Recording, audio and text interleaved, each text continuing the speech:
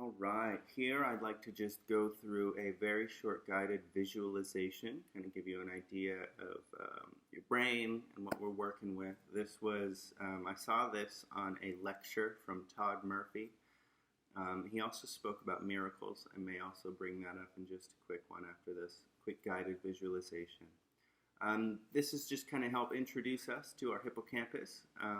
Todd Murphy and the doctors, one of the lead doctors on developing this whole psychic thing, Dr. Persinger, was really a pioneer in his field. Unfortunately, he has passed away now, but his information is still out there. He created this really crazy thing called the God helmet. They also call it the Shiva device.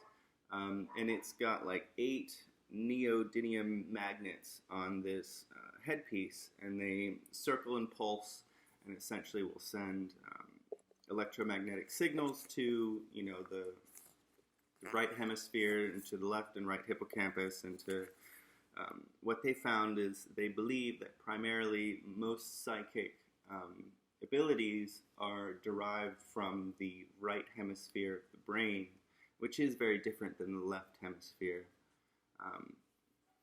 Now I want you to, we're going to do a quick guided little visualization. It won't take very long.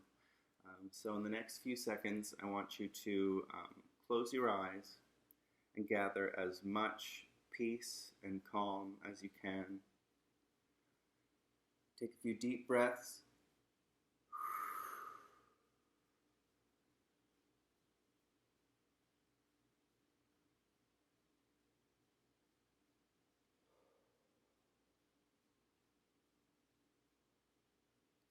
And close your eyes.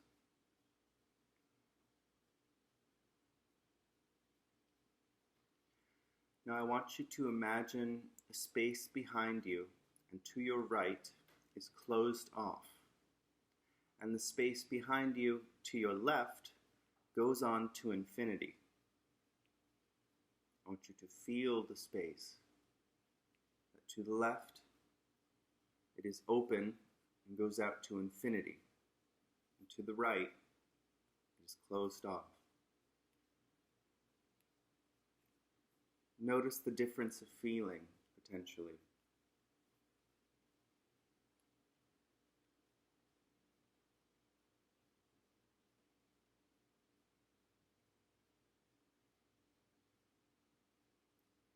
And now I want you to switch sides so that the right side spreads off into infinity and the left side is closed off. Feel the difference. Do you notice the difference?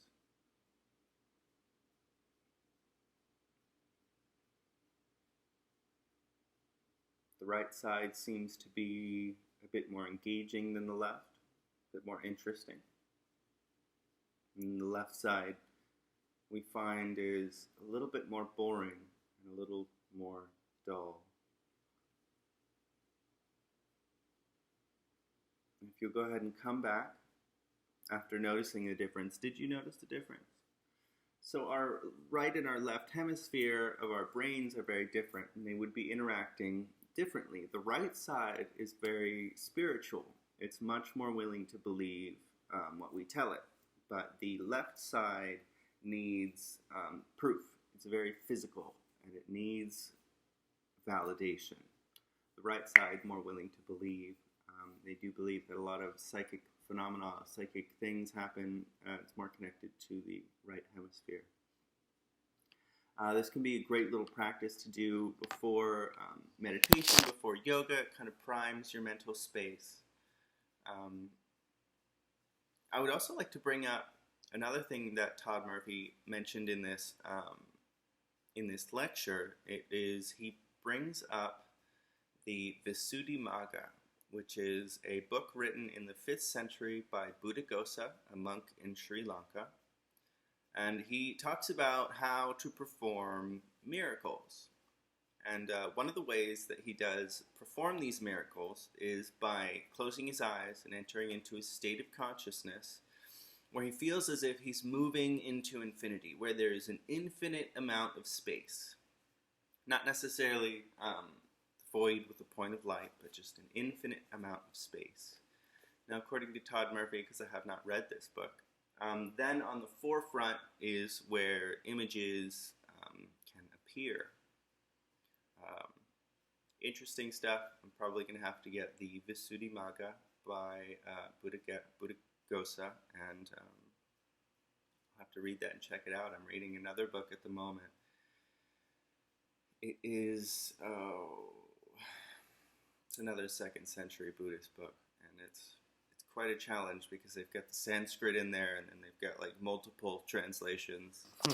But it's very interesting, very cool stuff, because it's crazy how even back in the 2nd century, these Buddhist monks already knew about remote viewing. They already knew about, this field of infinite knowledge. They already knew about this connecting to more. And it's interesting because it goes over things, not necessarily the book, but in similar respects, like there cannot be an up without a down. There cannot be a back without a front. There cannot be a hot without a cold. Same thing with matter, is they say that matter is a spectrum, and on the other side of the spectrum is consciousness. It's like we are 99% empty space because of the space between our molecules, between the electrons and the atoms. You have, an electron or a nucleus right in the center of a cathedral, and the electrons are way out past the parking lot. And all of the space between is just empty space. And a lot of Buddhist monks and stuff have the belief that almost your thoughts are just as real as the things around you. Very interesting stuff. I'd also like to talk about a few more things before we go into the practices. This is just information and knowledge gathering because I want you to be well informed, and I want to convince your subconscious that this is real, that people have been doing this for thousands of years all around the world. It's a thing. Like, learn it, because it will change your life. Your memory is going to improve. Your IQ is going to improve. You're going to just have a much better understanding and knowing. You're going to have much better intuition. You can train your intuition. It's not, when they used to say random was, it's not just 50-50. It's almost 51%, 49%, because there's that 1% of intuition.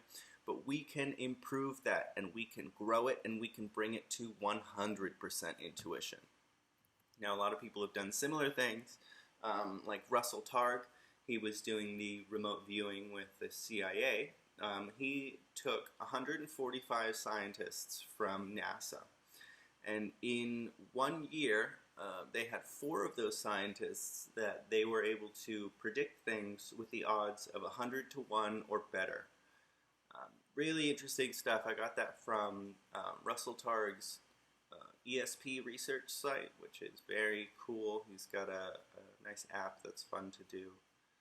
A lot of good information. Again, remote viewing is different than remote seeing, but it's kind of starting to work with that same space of infinite knowledge. Some people would call this field of infinite knowledge God, the universe, because it does it does go through everything. It's all-encompassing. And I personally, I think I would call it God. I think before I wasn't the most God-believing person. I knew that there was, something more, there were forces out there. But now that we can see that there's almost some design, even things that don't necessarily have DNA will almost have a specific shape or design that it forms in the world with. And then you question where some of those forms come from. And there's a lot of talk about morphic fields. Morphic fields are another interesting because that brings into really cool. I'm going to bring up this last study. There was rats. They took these rats in, let's say, Berlin, and they taught them a rat race where there's pitfalls in some areas, and at the end they're able to get the treat. Or if they go in the wrong area, they get electrocuted. And they found, after testing these rats in Berlin, the same breed of rats over in, let's say, Britain or whatever, they started picking up where the rats in Berlin left off, almost as if they had transferred the information, you know, from one, and they weren't even related. Like, these are just the same species, and it is morphic fields that if you just do something with the practice and everyone else is doing it, that it creates this field. That the more you do something, the easier it becomes.